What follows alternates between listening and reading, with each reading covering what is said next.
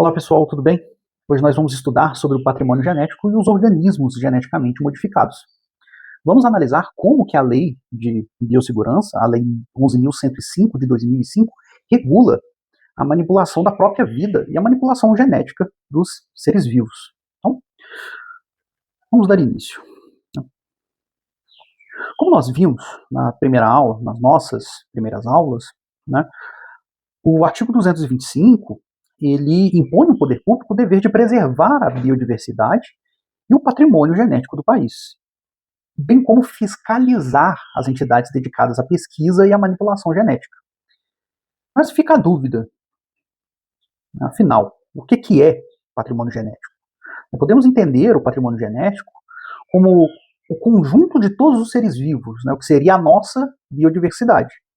E os organismos geneticamente modificados são aqueles organismos que têm o seu material genético, como o seu DNA ou RNA, modificados por meio de engenharia genética. Tá bem? Então, dada a complexidade desse tema, e principalmente diante dos riscos inerentes à manipulação da vida, a lei de biossegurança, ela é edificada, no caso, sobre uma diretriz fundamental, que é um princípio, que a gente já viu nas aulas anteriores, que é o princípio da precaução. Então, a base da manipulação da vida é o princípio da precaução.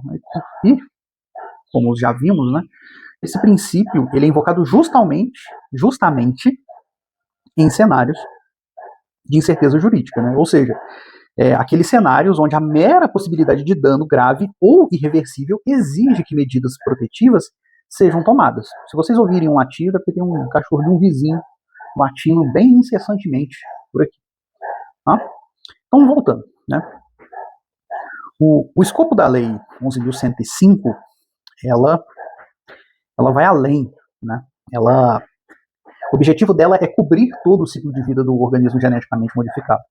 Então, ela vai desde a pesquisa, a construção em laboratório, ao cultivo, a comercialização e até mesmo ao descarte final desse organismo geneticamente modificado. E quem pode realizar essa manipulação? A manipulação dos OGMs, dos organismos geneticamente modificados, ela é restrita a entidades de direito público ou privados, sendo vedada a pessoas físicas que atuam de forma autônoma nessa manipulação. Então você tem que ter certificados, você tem que ter licença para estar realizando essa manipulação.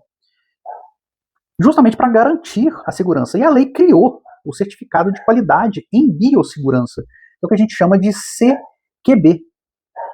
Então esse certificado ele é obrigatório e a sua importância ela é tamanha que se os financiadores dessa pesquisa de manipulação genética não exigirem a existência desse certificado, eles podem ser corresponsabilizados pelos danos causados por esse organismo geneticamente modificado.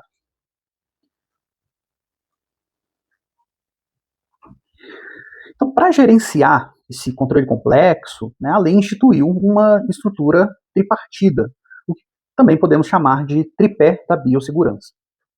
Então, no topo, nós temos o Conselho Nacional de Biossegurança, o CNBS, que cuida justamente da política e das decisões de última instância referente aos organismos geneticamente modificados.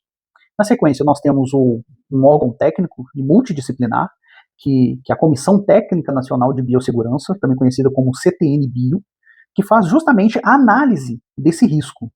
E na base, nós temos as comissões internas de biossegurança, também chamadas de CI-Bio, que executam as normas de segurança no dia a dia. Então, vamos detalhar melhor esses papéis?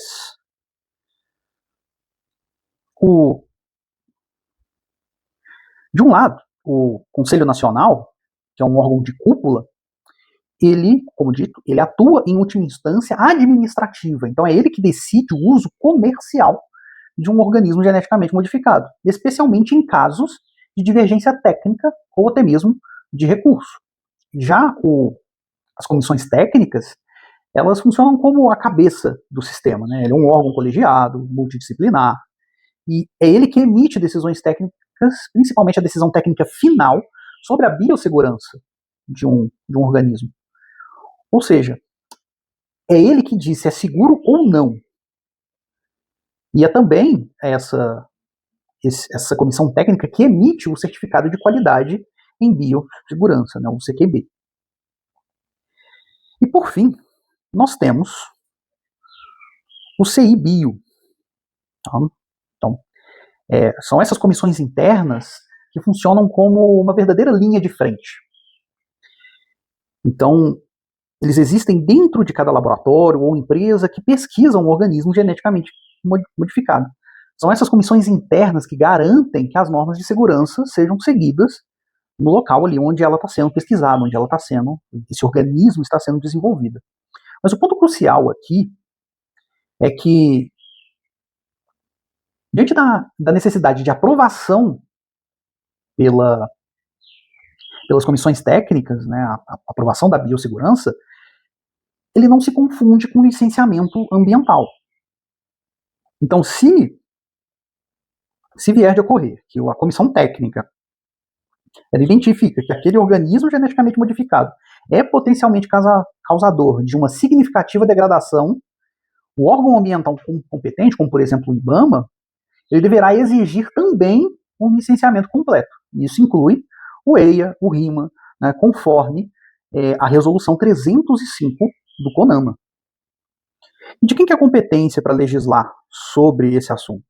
Bom, a competência para legislar sobre esse assunto, ela é federal. E o STJ, ele já afirmou o entendimento, tá? Hoje também o STF já afirmou esse entendimento, de que os efeitos para a liberação de um organismo geneticamente modificado, eles não ficam restritos a um estado, justamente porque eles afetam direitos difusos, como a saúde pública, a política agrícola nacional, a balança comercial, dentre outros. Então, a competência dos estados para legislar também sobre esse tema, ela é residual, complementar. Então, enquanto o ente federativo, né, a União, ela vai legislar sobre o organismo geneticamente modificado, né, sobre a liberação daquele organismo, o Estado ele vai poder complementar, ele vai poder ser mais restritivo, ele não pode, como a gente já viu em outros casos, ele não pode modificar ou minimizar o que a lei fala sobre, o que a lei determina sobre a liberação de um organismo geneticamente modificado. Outro ponto que demanda a nossa atenção é sobre as sanções penais. Tá? A lei de biossegurança ela não é uma mera recomendação, tá? Justamente porque ela possui sanções penais severas. Ela tipifica crimes como, por exemplo, liberar ou descartar organismos geneticamente modificados no meio ambiente, em desacordo com as normas existentes em nosso país, e a pena é de reclusão de 1 a 4 anos, né, fora a multa. Também, ela tipifica como crime produzir, armazenar ou até mesmo comercializar organismo geneticamente modificado sem a devida autorização. Então, se você produz, se você armazena, se você comercializa um organismo geneticamente modificado que não está devidamente licenciado, certificado, você pode estar sofrendo sanções severas penais, tá? Fora as demais sanções cíveis e administrativas. Tá? Lembrando da responsabilidade, da tripla responsabilidade civil ambiental. Afinal, se trata de um crime ambiental. Outra coisa que a lei protege é o direito à informação do consumidor.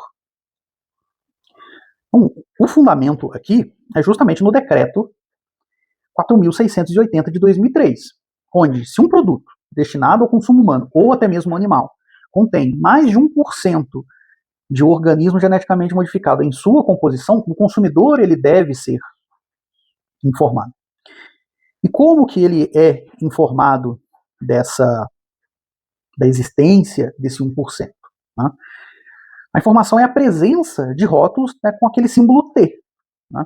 Então, o exemplo que eu trago aqui é, por exemplo, a rotulagem dos transgênicos, tá? Que é aquele Tzinho. Vejam aqui no nosso slide, que é uma garrafa, né, de óleo de soja, né? E bem ali no cantinho ali tem um triângulo com um T centralizado. Aquele símbolo É o símbolo indicando, né, esse triângulo amarelo com um T, ele é o identificador visual obrigatório da presença de um organismo geneticamente modificado. Então, observem que a advertência no rótulo, ela geralmente é próxima aos ingredientes também. Tá? Então, os produtos ali, eles devem vir com essa informação, justamente para garantir ao consumidor o seu direito ao acesso à informação. Então, o consumidor ele tem que estar ciente daquilo que ele está consumindo. Então, pessoal, por hoje é só. Ficamos por aqui. Hoje nós vimos, né, que a lei de biossegurança ela é regulamentada pelo artigo 225. Né? O princípio da precaução ele é a diretriz, é ele que direciona o entendimento do legislador para a criação dessa lei. A gestão dos organismos geneticamente modificados ela é feita de três formas, né? Política, técnica e interna, né? Através do Conselho Nacional de Biossegurança, das comissões técnicas e das comissões internas e dos conselhos internos. Né? A competência para legislar e fiscalizar é, primeiramente, da União, e a lei prevê sanções penais para o uso indevido e também garante a rotulagem, dentro da regra do 1%, né, para a informação do consumidor. Então, ficamos por aqui. Fiquem com Deus. Até a próxima aula. E valeu!